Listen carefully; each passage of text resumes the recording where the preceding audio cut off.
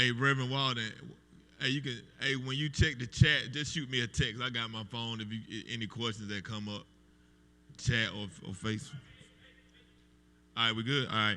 Hey, what's up, everybody? How you doing? We are here to talk about COVID-19. We're here to demystify some things that are going on, and we know a lot of different things are going on right now, as far as people are being confused with vaccinations and things of that nature. Should I get vaccinated? Should I not? Well, we have an expert today. I'm going to introduce him.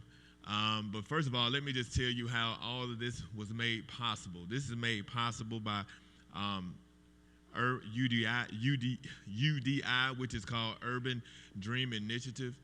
It was founded by Captain Ebony Thomas, and we partnered with her, and we've done things like I Too Can Dream, when we had a lot of different individuals who were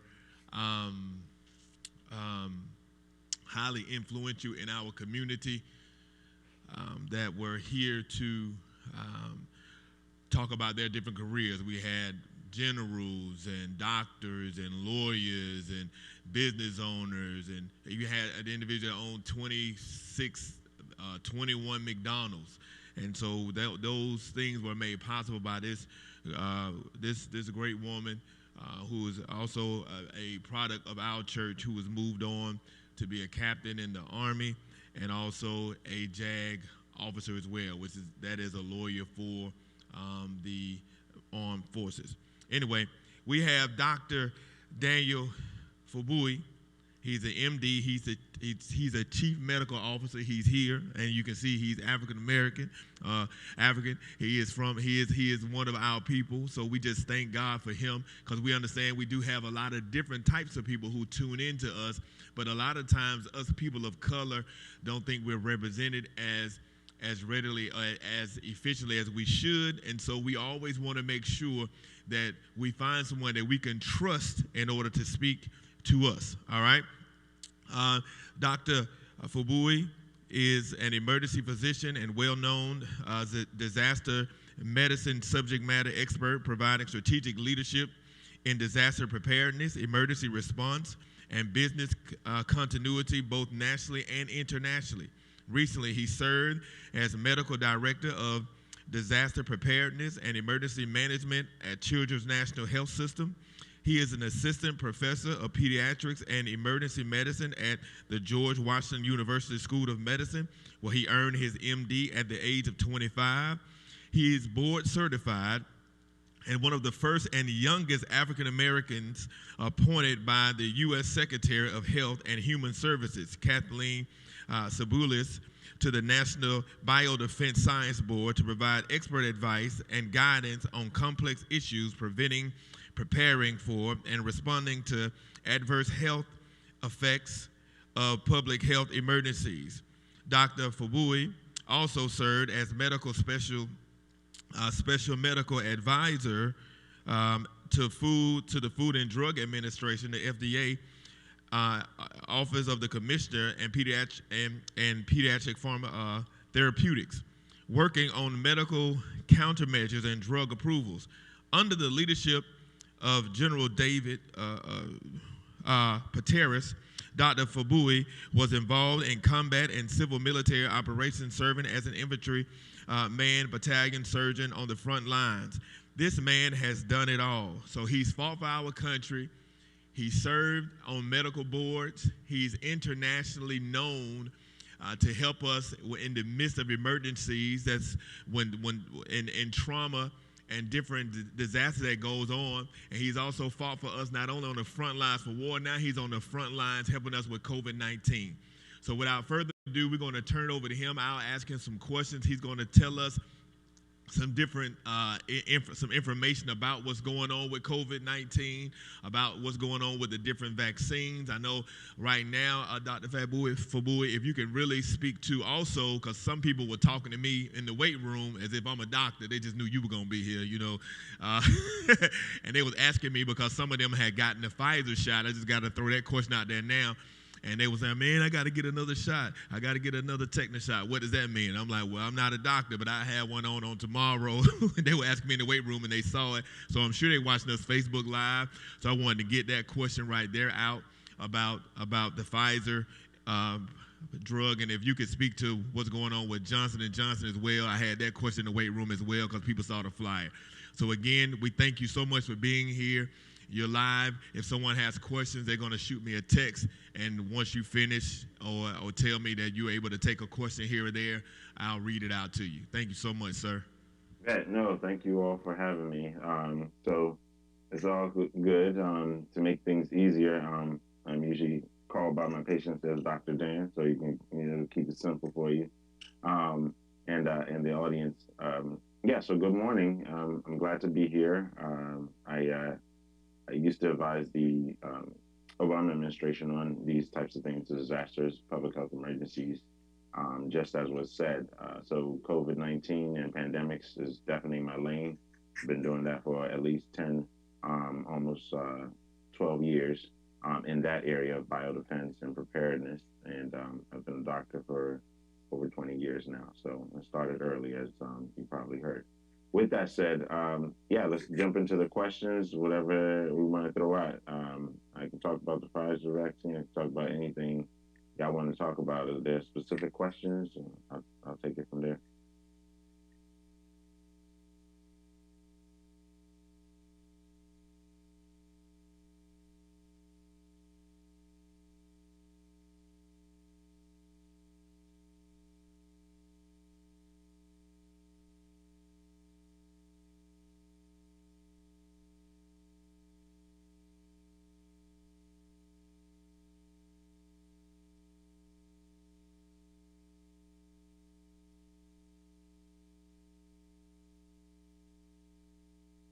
Sounds like we're getting the questions out the vault. I'm sorry. I'm sorry. I had to leave my mic. I had to go. I had to handle something in the back. Yeah. Well, what's going on right now was, I'm sorry, I had to run out in the back because some people had some trouble getting on. No problem. And well, really, what I was expecting you to do was kind of talk out some things, but I can ask you some questions. Yeah, sure. When I walked, did you speak to the Pfizer? I had to walk out in the back. Oh, okay. So the Pfizer thing, what's the specific question? There's a lot to talk about. With the Pfizer, with the booster shot that people are having to get now, what does that mean? Does that mean they're not covered? How effectively? Basically, what does it mean? People ask me in the weight room, they have to get a third shot, and then they say they may have to get another one next year. So they were asking me, what did I? To ask you, what does that mean? All right. So bottom line, first thing is, if you got your 2 shots of the Pfizer, you're good.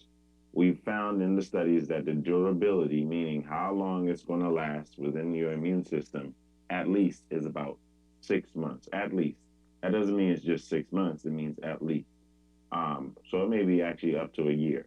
So basically, from when you got your second shot, 2 weeks after you got your second shot is when you're supposedly immune, meaning your immune system is ready to rock. So if it sees the invader, SARS-CoV-2 is ready to fight and help you fight.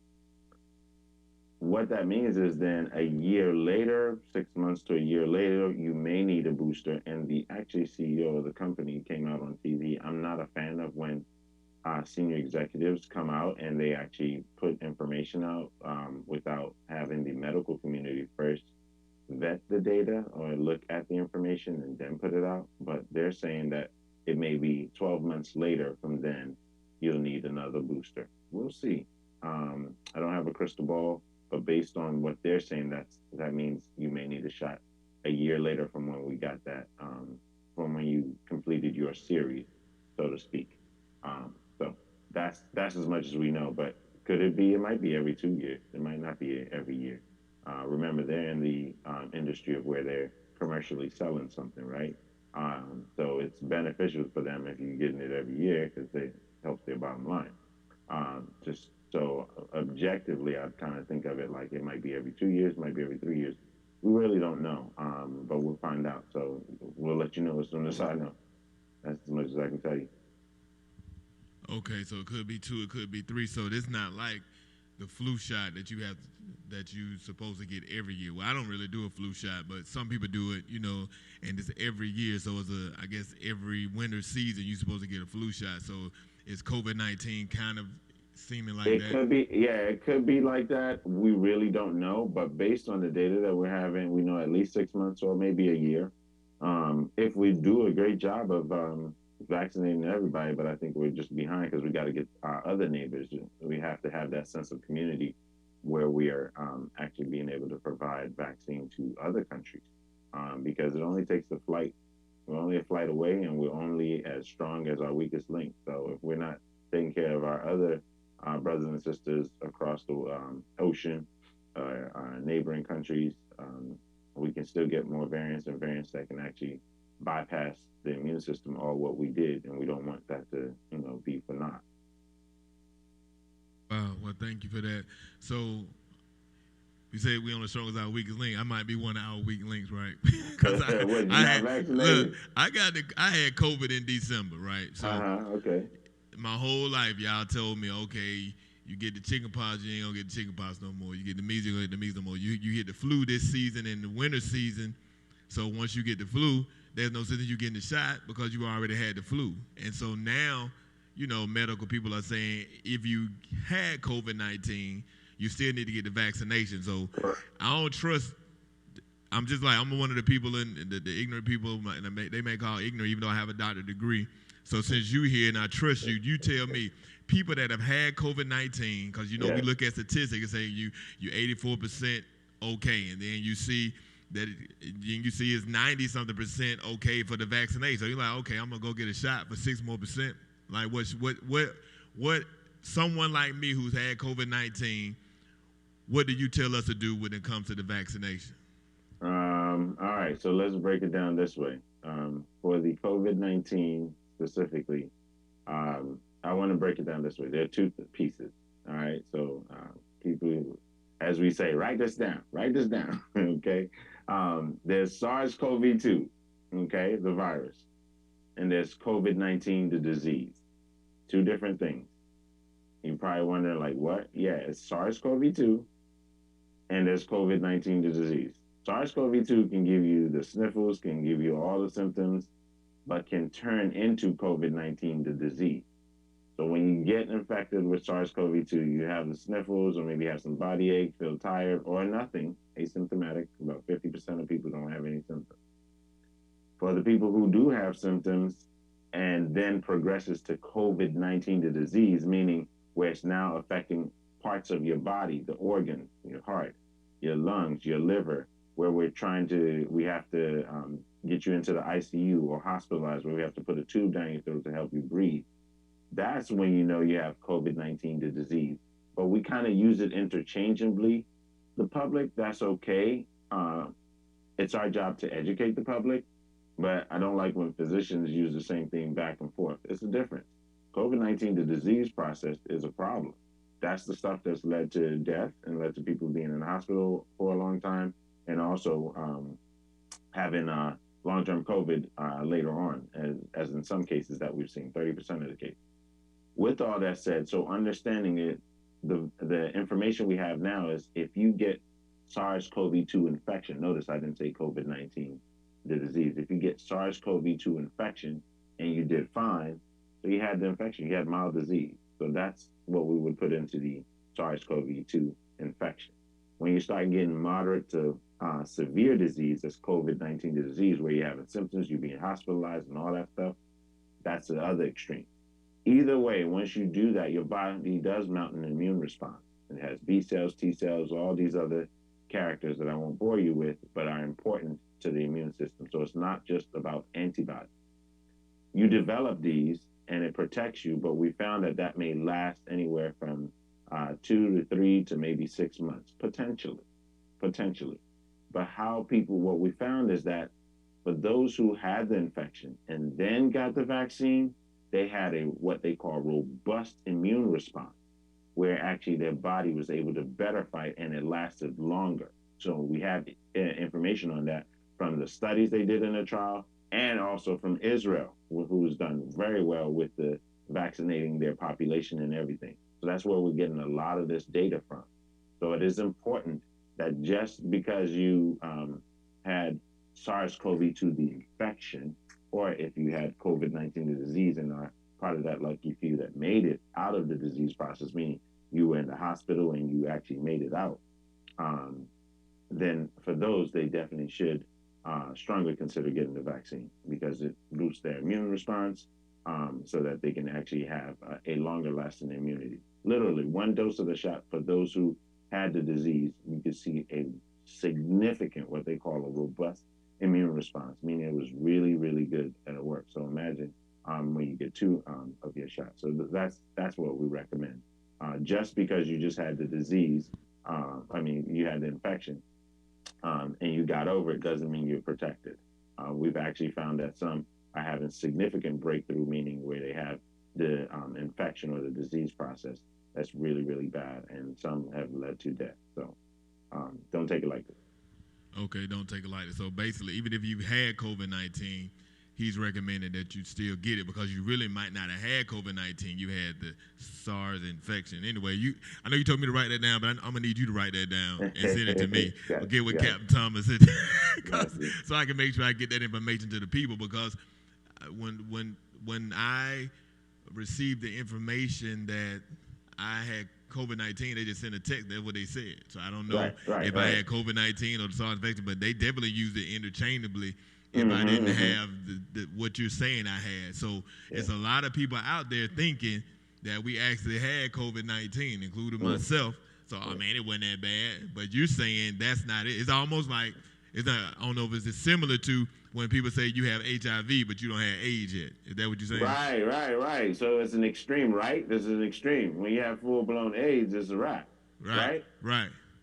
So, I mean, because literally the immune system is now significantly compromised. So, yes, there's a continuum. I think that's a decent enough analogy to make the point, to bring the point home. You know, they're kind of used interchangeably, but it's just like, which one is the worst case scenario? So, or we kind of put it in the category as moderate to severe disease. So severe disease is what we really worry about, you know, where you have a tube down your throat or you're in the ICU over 30 days in the hospital or have developed clots. Because, you know, people with COVID-19, the infection disease, they actually get clots really bad. So 1 out of 5 to 1 out of 10 of those people will get clots. So when we talk about J&J, and I'm digressing into J&J or AstraZeneca or any vaccine associated with clots, the risk benefit ratio is totally night and day. It's like less than 1% versus 20 to 40%. Wow. Yeah, so that's the story that's not been told. Okay. Well, I definitely want to be able to get that kind of broken down in a nice little note so I can put that out there because people are definitely struggling with should we get it or not. Because at first when I had it, people say, "Oh, you're supposed to wait 90 days." Is that true? If you had COVID-19, are you supposed to wait 90 days to get vaccinated, or what? Or what is Good that? question. So with the infection, you can wait 90 days. Ideally, what they've recommended is as soon as you're done with the infection, meaning about 10 to 14 days. By 10 to 14 days, if you get a SARS-CoV-2 positive test, or as they would say, oh, you got COVID-19, but we know that's not you have the real deal. But you did have SARS-CoV-2 infection. Once you get over that infection, it's usually about 10 to 14 days. 14 days at max, you're done. It's a wrap. Your body should have mounted some response. You got over it. You're doing okay and everything. Immediately after that, you can actually get the vaccine. We found that as you get that, your body, again, has a robust immune response, and you can get it as soon as that. What happened was when we didn't have enough supply of the vaccine, we said it was recommended that wait 3 months because we know some information that the vaccine will, the immune system will last at least 3 months. That's what we found in data. So that's where the 3 months came from.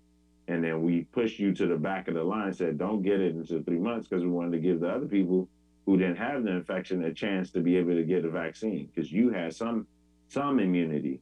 So we wanted you to not jump to the front of the line. So that's what it was. Now that we have all the vaccines available, we're like, okay, actually, you can get it a little bit sooner. So that's the difference. And see, that's what I was kind of thinking when you all said it. And see, that's what be making people like me don't trust y'all.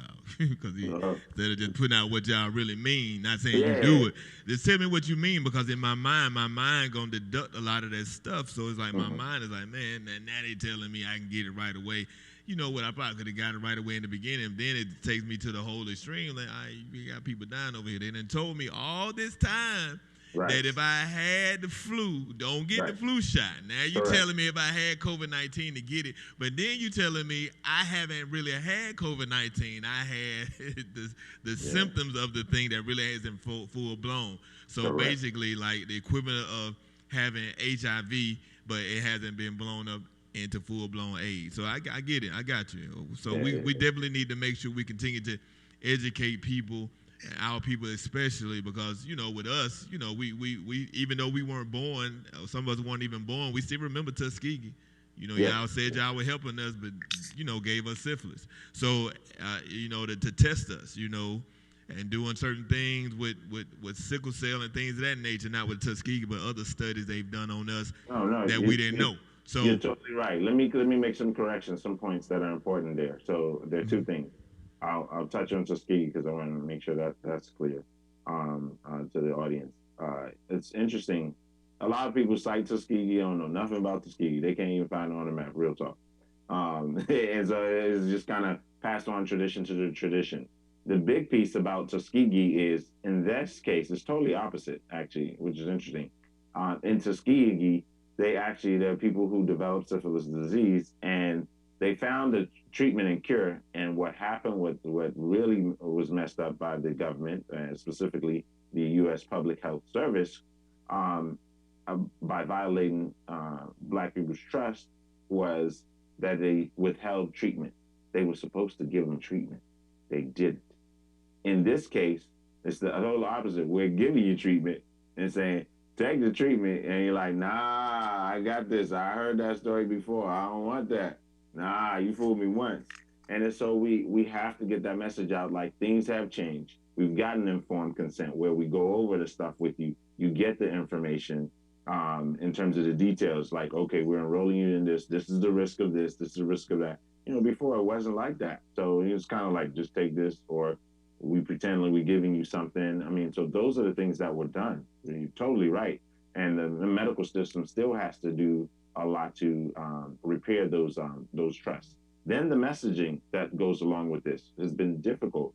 One of the things we needed to say was the message is a dynamic of change. What does that mean? Meaning that it changes from time to time. I mean, how many of y'all heard the story about, hey, drink a glass of wine a day and you'll be good for your heart? Then next thing is like, oh, well, 2 glasses of wine is good. Oh, and then a couple months later, don't take any wine because it's not good for your heart. So we find this data, and that is true, but that's science. The dynamic of change, we learn more, we read more, we find out new things, and it's broadening our horizon. So we have to be upfront and candid enough to explain that to the population and say, look, this is what we got as the best of now. But based on this information, that's why we're doing this. And when that changes, we're going to keep you updated. So yes, the message is changing. First we said no mask. Now we're like, oh, wear the mask. We found all the data. And then we did the same thing with other things. Like you said, wait 3 months. Oh, well, now we have no supply. So I think we have to explain our rationale so people can follow us. Why are we doing this? And then once people know that, then maybe they'll understand when the message changes because we already give them heads up. And so just as we're having this conversation, all what we know now is all what we're sharing. Could this message change? Sure. Yeah, we already experienced it, right? So it's a dynamic of change, and that's what happens even in disasters and these types of pandemics. We get information and we react to that information. So I'm done speaking. Oh, definitely. So yes, everything changed because as they say, so the virus it mutates. What's going on with the different strands that they say? You have the Brazilian strand, you have all these different strands. So if you have all the different strands, does this vaccine protect you from all the different strands, or does it just increase the probability of your resistance? Okay, well, great question. So let's do a quick little one-on-one. Write this down. We're going through mutations. Okay, so Viruses mutate. What does that mean? They're constantly changing, constantly changing, constantly changing. That's just what they do. When they get into the human, they're constantly changing, but they need a host. They need us to be able to constantly change and constantly change. If we're all vaccinated and protected, then there won't be all that mutation changing stuff. So then we don't have to worry about variants. Just side note, put a pin in that. Then with the variants, so when they mutate and change and change and change, they become a little variant. So let's say a group of a team that wears a yellow jersey versus a group of a team that wears a blue jersey. So that's a variant. The yellow jersey is one variant. The green jersey is another variant. Just kind of putting it in perspective. And then now there may be some of those after it changes that almost everybody's now, let's say 3 teams that are playing on the field on different fields are all wearing the same green jerseys, and there's still one that's yellow. So that might be the strain, or it becomes more dominant in the society. So that's the strain. It's more common. So everybody's wearing green versus yellow. I'm just trying to break it down in those kind of visuals so we understand it. So when we get those mutations or the variants are based on the location in which it was discovered. So they have to do genetic sequencing, meaning a specific test to look around. Hey, of the people who are developing SARS-CoV-2 infection, what type of SARS-CoV-2 infection are they developing? So that variant, if they found it in Brazil, it becomes the Brazil variant. If they found it in Africa or a certain part of Africa, like South African variant.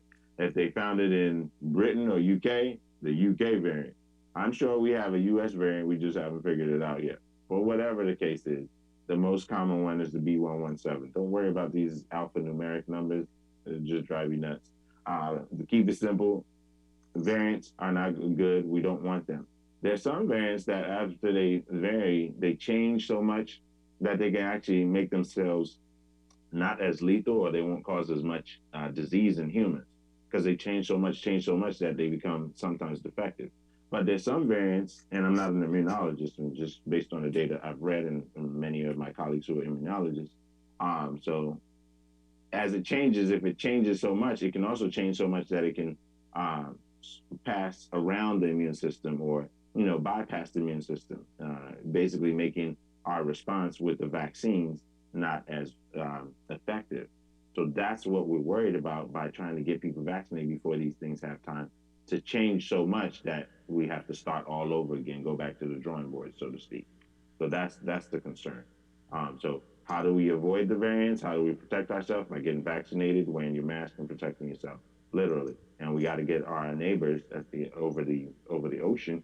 Also, we got to get them vaccinated, so that because if you take a trip and they got more variants and they get more disease, they'll have a variant that just bypasses the immune system, and then all of a sudden it's like, oh, we got another case. This case is not working with the vaccine, and you'll hear those stories.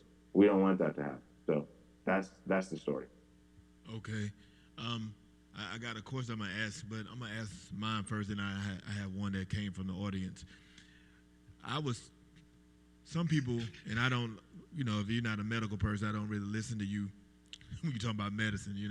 So, great, great. No, it's important. Yeah. I actually do a talk about not every doctor is a doctor. Exactly. So this is what I want to ask, because a lot of people would read and do studies, and people were encouraging me. You know what? You should get the Pfizer shot because you had COVID-19. Or you had the SARS-2, what you call it. So my thing is, if you had COVID-19, is there a better vaccination to get? Does it matter if you get Moderna or Pfizer? What are your thoughts on that? Yeah. So if you had SARS-CoV-2 infection, you could get any of the 3 vaccines typically, right? That's what we recommend. Even with the stuff that's going on with J&J right as of now with the pause, that's going to be a conversation with you and your doctor, understanding the risk, but understand that risk is so low that even a lot of the scientists and doctors in the field are like, why did they pause on that stuff? They're just like, this is so small. Like, you have a bigger risk of getting into the car and getting into a crash accident, going to the vaccine site to go get the shot than getting the shot. So people kind of put those in perspective. But I also understand the government perspective on that because as somebody who formerly worked for the government and advised on these issues, um, it's the what we call the optics, the way it looks. Like they are really trying to make sure that people know we are scrutinizing this whole process and we're not leaving any stone unturned. We want you to have confidence in the vaccine, and we see any little signal, even if it's a little blip, it might not be significant.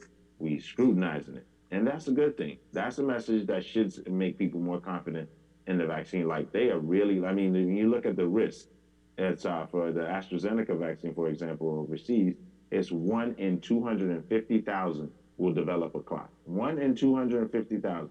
You have more odds of developing a clot from smoking cigarettes, from being in a state of pregnancy, from taking birth control pills, from taking a birth control shot, from even being on a flight where you go on a flight back and forth because you can get a clot. 1 out of 300 people will get that. So when you look at those numbers and the stats, it's really real. So the numbers don't lie, we say. But then let's put the human aspect on it, make it more human. It's significant for whoever's going through that. Out of the 6 people and the 7 million vaccines doses that were given, only 6 had this clot. But that only doesn't mean that's not somebody's, mother, sister, aunt, or whatever. So let's make it personal and understand that we still have to have empathy on that issue, but we can't predict all of those things. But they're really scrutinized just for those numbers to build confidence. If that doesn't build confidence, I don't know what will. So that's on the vaccine and which one to take, and with the regards to the J&J issue. So I wanted to get that out there. Now, which one to take? So at least we have the Moderna vaccine and we have the Pfizer vaccine. Both are mRNA vaccines. So the way it was produced is to build the immune system, make your body create it itself. So I liken it to a bank. You go to the teller, you give the teller a set of instructions. Hey, I need to withdraw this money. So you fill your withdrawal slip and you give it to the teller. So that's the same thing as the instructions that's going in that vaccine that goes into your arm. When it gets into your body, that recipe or that withdrawal slip, which has the information, the bank teller looks at it, that's your body and your cells looking at it. It's not messing with your nucleus because there's some rumors that people's like, it's going to get into your DNA. I'm like, you know what DNA is? Do you know what a nucleus is? People just say stuff, but they don't know about it. So they need the understanding about it. And it's our job as healthcare providers to break it down. And that's what I try to do. So your nucleus is like the safe in the bank. You don't see the safe in the bank when you go in the bank, do you? You don't. It's hidden somewhere. You know it's in there. There's money. There's loot there, but you're not going to see it. So you see the bank teller, and you give the instructions. So your mRNA vaccine gives the instructions to your cell, and then they give you your money, and that's basically your body now producing the antibodies and the immune response. But you produced it. But in a sense, what it does is your body produces what we call the spike protein, which looks like the SARS-CoV virus, and that's the money that you received out. And then we can go down the rest of the line. But once your body produces the spike protein, you make antibodies and an immune response to it. So now the next time your body sees the suspect, aka SARS-CoV-2, the infection, your body's ready to fight and has been kind of prepared for it. So that's how that works. So you can take any of those 3 vaccines ideally for this response because we found the efficacy rate. I tried to get people not to worry about the efficacy rate. All 3 vaccines prevented COVID-19, the disease. Remember how I distinguished those? COVID-19, the disease where they're having a tube down your throat, you're in the ICU, staying in the hospital, developing clots, potentially dying. That's what those vaccines definitely protected against, almost 100% of the time within the study. In the real world, we're finding that it's like approaching 92, 93%. Bottom line, I think the most recent data released by CDC, correct me if I'm wrong, don't quote me, it's 5,200 out of 77 million people developed SARS-CoV-2 infection and potentially COVID. So they actually lumped them all in one thing. They had breakthrough disease. So those are the people. And of those only, and that's still respecting the life, 74 or so died. That's That's 77 million people got the shot. 5,800 got sick, maybe mild symptoms, asymptomatic, and also may have had COVID. So within that 5,200, out of those, only seven, only 74 died. That's huge. 77 million got the vaccine, only 74 died, versus where we at in the nation with over 500 some thousand,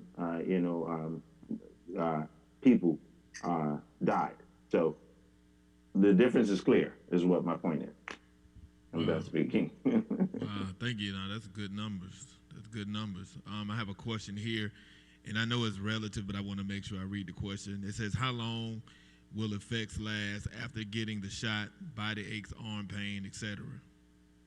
So everybody's different. There's a Nigerian proverb that says all fingers are not equal.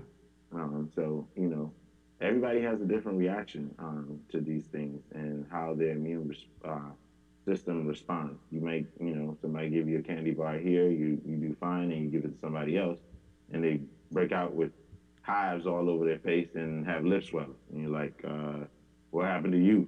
Because I had the same thing too. But everybody's immune system is different. So some people have certain allergies and certain responses. And sometimes, most of the time, we can't predict that unless you've had that experience before. So this is something relatively new that we're trying, and so you may see different responses. With that said, typically with any vaccine, you may see some redness, some tenderness, some swelling at the site, and that may last anywhere from 24 to 48 hours, and usually it's a wrap, it resolves.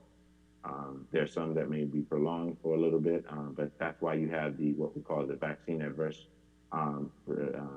reaction system, where you can actually VAERS, VAERS, where you can actually log in, and you can go on CDC website or HHS, Health and Human Services website, and just put in your symptoms of what you had. We expect people to have that.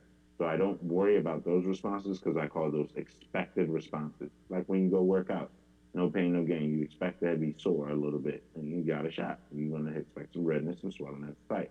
It'll resolve, typically. Now, there's some that it may be a little bit more, where they have an adverse reaction. Those are the ones that I say, like when you maybe, let's say you have lip swelling, or you have weakness or numbness in the hand, or, there's a couple of people that had this what we call facial palsy, a weakness, numbness on one side of the face, and a Bell's palsy, but they all resolved after a couple of days to weeks. So those did fine, but those are some of the things that you may see. So hopefully that answers your question. Yes, yes, I'm sure it does.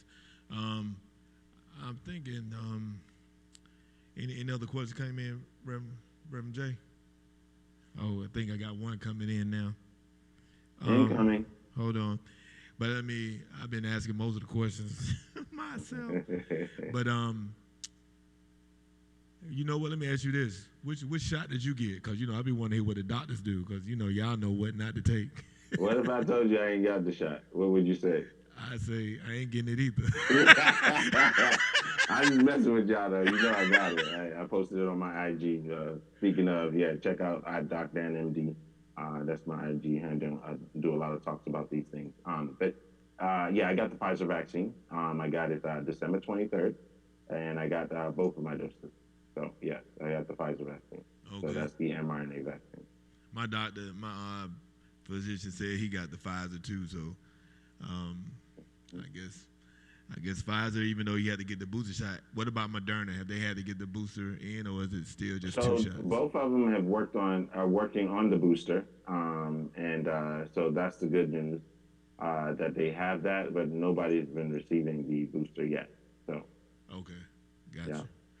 All right. Well, it looked like that's. Are you typing that question to me? Oh, you are. You just bring it up here if you got it.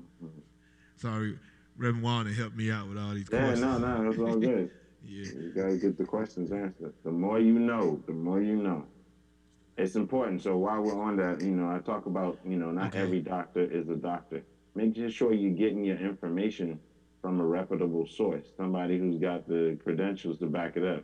Not the doctor, I just made myself a doctor or got my doctor degree out of a Cracker Jack box, for those who know that I'm dating myself, and those who don't, in your cereal box, or you just made yourself a doctor.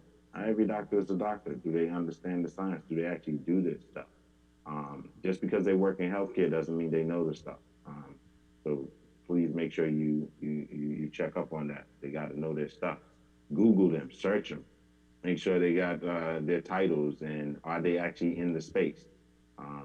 So these are some of the discussions where we talk about it, and are they capping or not capping.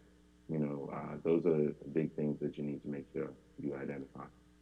Okay, I think I'm understanding this question a little bit, but the question says, when I got my vaccine, the prescription said left arm. I know people didn't have a prescription for a designated arm. Why was that? Um, I don't know. I don't know why they gave you a prescription for the left arm. Some people, these are the thought processes. I don't know is the answer. And since I wasn't your doctor or who wrote the script. Now, some people, maybe your doctor knew something about it, but typically when we get shots, there are a couple of processes. Are you right arm dominant? Meaning, do I always write with my right hand? Or are you left hand dominant? So if you're right arm dominant, some people say, well, I don't want the swelling or pain that I may have because it's sore on my right or dominant arm because I may be driving or I may be writing or lifting something with that arm and I don't want to be sore. It makes sense. I do the same thing too. I got mine in my left arm because I just don't want to have any soreness on the arm that I'm dominant so I can still do work and do other things. Some Wow. people also argue that the left arm because it's closest to the heart, so you get it and it can start doing this work really quickly. So there's some thoughts about that. Some people want it on the arm that is dominant so they can actually manage through the pain if they do develop any pain. But for most of us in the medical profession, I think we opt for not doing it on the dominant arm. So that's probably why they said left arm. Okay, gotcha. And we had a question. Those is females who want to get pregnant. Does the vaccination affect that? Would they need to plan around that? That's a good question. So the American College of Obstetrics and Gynecology, called ACOG, ACOG, and maternal fetal medicine, the ones who do all the special work to try and get people pregnant by in vitro and all that cool stuff. I'm not one of those, but I have many colleagues, and I've read the literature. I got to keep abreast of all this stuff. So in case y'all ask me these type of questions, I have an answer, an accurate answer for you. So the data is that it does not affect pregnancy, and that uh, people have been actually pregnant because they were actually in the study. So they became pregnant. So if that were the case, they wouldn't become pregnant. And they actually looked at the numbers to see if there were increased risk of spontaneous abortions and all that stuff. None of that. So all of that was capped. That was all a lie and myth that, oh, it's going to make you sterilized and anything. Actually, you know what can make you have low sperm count or low egg count is actually having SARS-CoV-2, the infection, or COVID-19, the disease. Any inflammation like that can affect those counts. So you might have difficulty getting pregnant when you have the disease process or the infection. So that's the interesting part. So see how they switched that around? That was the opposite. Oh wow. So it doesn't affect pregnancy. It doesn't does it affect the development of the child or no? But based on the data that we have, we don't have any data that's showing that Okay. as of now. But we'll be learning more. But we don't expect anything because usually typical things that would be causing problems would have done those things in the beginning while they're having the pregnancy. The body has a way of identifying. Typically, it's not always foolproof, but when people actually lose babies from spontaneous abortions and things like that, sometimes it's that the chromosomes or there's some genetic defect that the body's like this wasn't perfection in it of itself. So sometimes they may have a spontaneous abortion just because of that. It didn't take the turn. It didn't even get as far as being a full pregnancy. So it kind of aborts the mission. Wow. Wow. Some great questions. Any more? All right. Well, we don't. The questions kind of slowing down, and if you all have any questions after we sign off, then please feel free to inbox me, inbox New Beach Grove, or any one of the streaming platforms you're on. We want to thank Dr. Daniel for Bowie right now. Thank you so much. Give him I say international internet thumbs up. Thank you so much by hitting like. Also, can you tell them where they can follow you at again, Doc? Yeah, so my website is www.docdan, DOCDAN, as in Mary Delta.com. So DocDanMD, as in Dr. Dan, but DocDan, MD. And yeah, so you can find me on there. You can connect to my IG and Twitter there. And you'll see the videos where I do all these educational videos and talk about these things. You'll see me when I got my shots. Having discussions. We actually did something recently with HBCU, Historically Black Colleges, HBCU Buzz, where we did an educational session with Kelly Rowland and some others.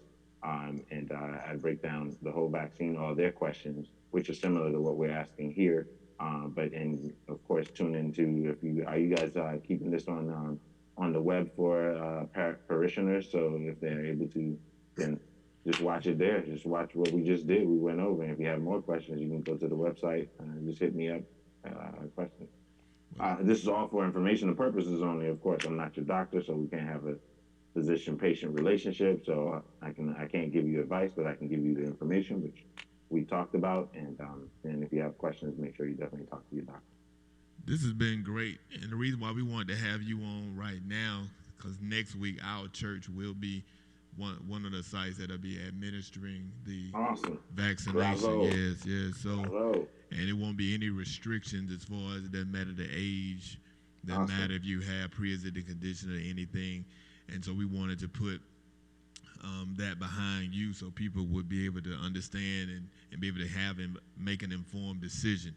Yes. And, because with the distrust, I thank you for explaining the Tuskegee experiment to us as well, what really happened, and some of the misunderstandings. Of course, it still wasn't good, but at least we understand that they were withholding the treatment, even though they knew what was going on with us. Exactly. So that's good to know the full story. But again, that did create distrust. So we thank you for having someone that looked like us and is one of us to come to the predominantly African American place to give us this information. So we thank you so much, especially for explaining. I know you said write this down, but if you can write that down for real with the SARS 2 and all that stuff, because that's something. Because I know I'm gonna get a lot of questions. Because when they see my posts, they act like so. If I put something up about a sermon, I can explain to you all day because that's what I do. But they were asking me a lot in the weight room about the shots because a lot of people have been getting their shots and they asking me like I'm the doctor. You know what? It was white people though. Maybe they thought I was you. White people thought I was you. Yeah, we all look alike. Come on now. Anyway, my brother from another mother. It's okay. You know what? They probably thought that was me, man. Yeah, anyway. But anyway. Go ahead. You got to smile. Charismatic. Yeah, that's what it I is. can give you the white coat. That's what I'm saying. I'll take the microphone. That's it. I'll do the preaching. It just clicked to me, man. They probably thought it was me. Anyway, they thought I was you. But anyway, thank you so much for the information. So we will have the shots administered here. I guess they put pause on Johnson & Johnson, so that won't be here, but I believe they will have the Pfizer and the Moderna here on site. You can still sign up, by emailing secretary@newbeachgrove.org, secretary@newbeachgrove.org, and you can register to have your vaccination right here at New Beach Grove, 361 Beachmont Drive, Newport News, Virginia, 23608. If you have any questions, if you have any doubts, please go to Dr. Dan, MD, drdanmd.com, find him, and he can give you information. He can't give you advice, or you can't hold him accountable for any advice, but he will definitely give you information.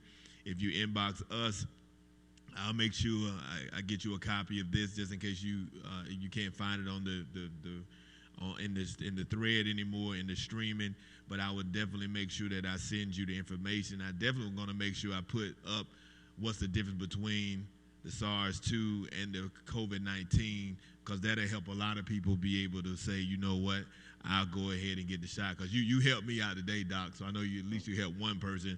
And thank you for everyone who asked questions. I know sometimes you get a delay with us answering your questions because Facebook is usually about 3 minutes behind on the stream when you're streaming out. And so we thank you. I mean, we apologize for not being on real time, but any other questions, if we missed you, inbox me if your question did not get answered, all right? Again, we want to give a shout out and a thanks to Dr. Daniel Fagbuyl, and we want to also thank Captain Ebony Thomas for bringing him on with us with her UDI Urban Dream Initiative. We thank her so much, and we thank this partnership. So thank you again, Dr. Daniel. Thank you so much for the information. Thank you so much for being real. Thank you so much for answering all the questions and giving us so much knowledge, man. Thanks. Appreciate it. Thank you. Thank All you right. all. Take it easy. All right, you too. Y'all All right. Take care. Be safe. All right, you too. Be safe. Be safe. Be safe and get your vaccination. All right, everybody, signing off. Shout out to Brother Daniel. Thank you so much. Shout out to Reverend Walden. Thank y'all so much for making this possible, and we streaming out. All right, see you all later. Inbox me if you have any questions. All right, Doc. See you. All right.